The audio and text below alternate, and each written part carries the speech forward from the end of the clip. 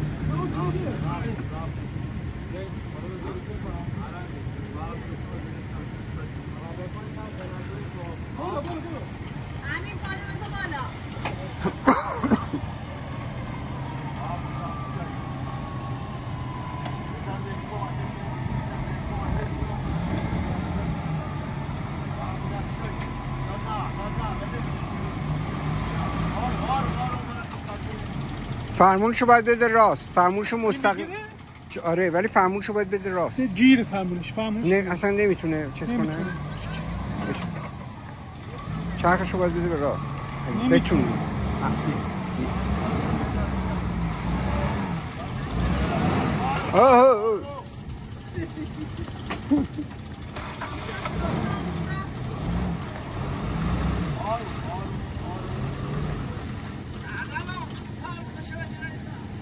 نمیشه اما گیره.